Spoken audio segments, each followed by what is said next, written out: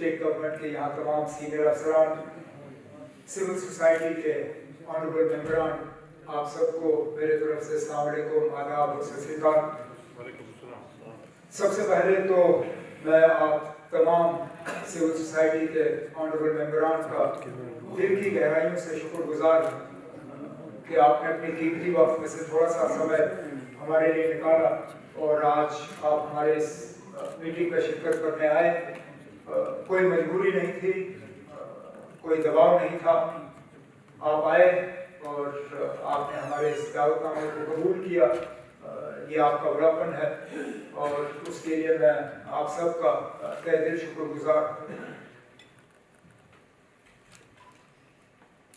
2-3 हफ्ते हो गए इलेक्शन के नतीजे निकले हुए और लंबे अरसे के बाद दोबारा जम्मू कश्मीर में लोगों की एक चुनी हुई हुकूमत कायम हुई।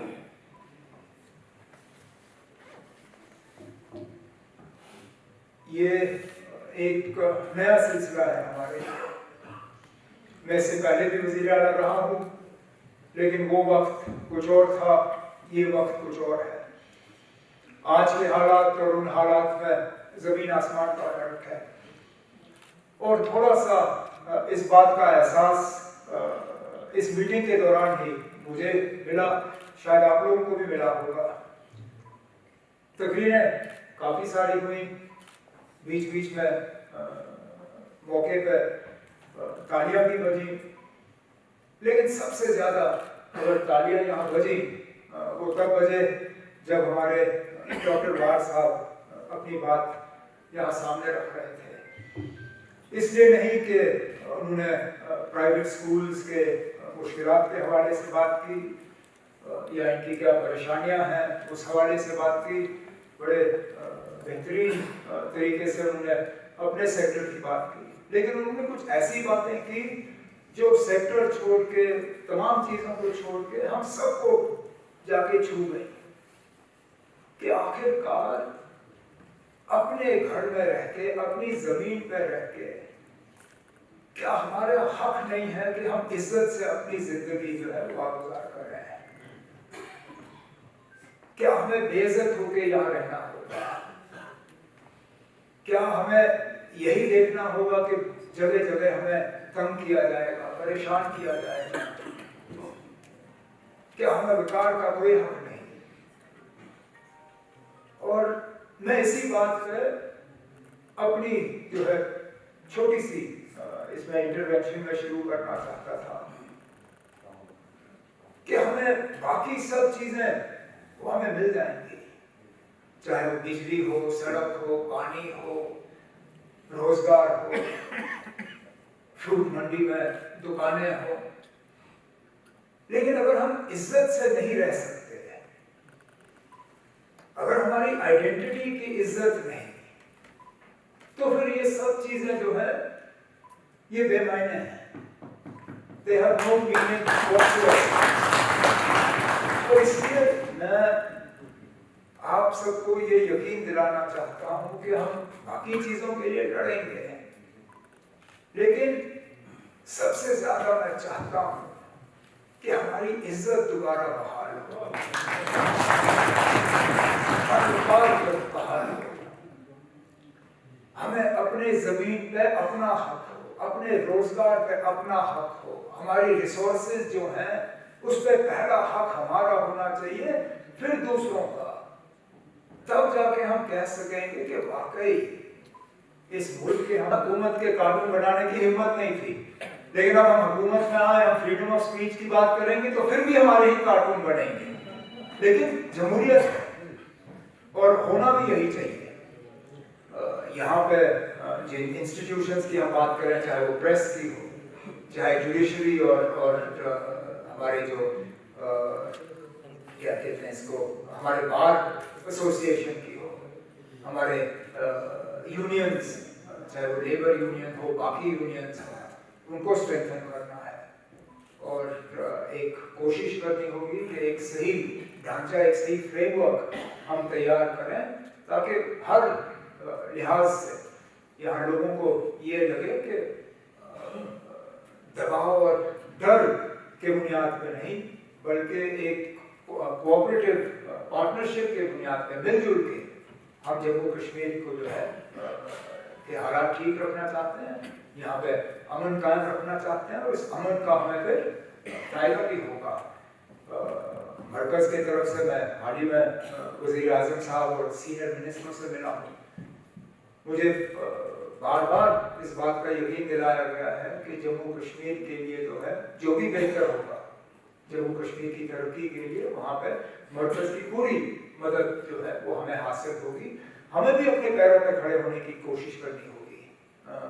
खुर्शीद गनाई साहब ने सही कहा कि हमें हर चीज़ में सरकार की मदद और इन चीज़ों की जो है हमें इन चीज़ों को ढूंढना नहीं चाहिए, लेकिन शायद वो दिन अभी आया नहीं।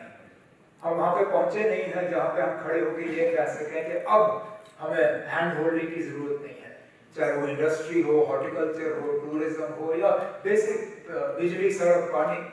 हम वहाँ तक अभी पहुँचे नहीं हैं, लेकिन उम्मीद करते हैं कि हम वहाँ पे पहुँच पाएंगे जहाँ पे शायद कल को हम हुकूमत से कह सकें कि बहुत बहुत शुक्रिया, आपने यहाँ तक हमारा हाथ पकड़ा है, लेकिन अब हम इस काबिल हैं कि हम अपने अपने कदमों पे जो है खड़े होकर चल पाएंगे।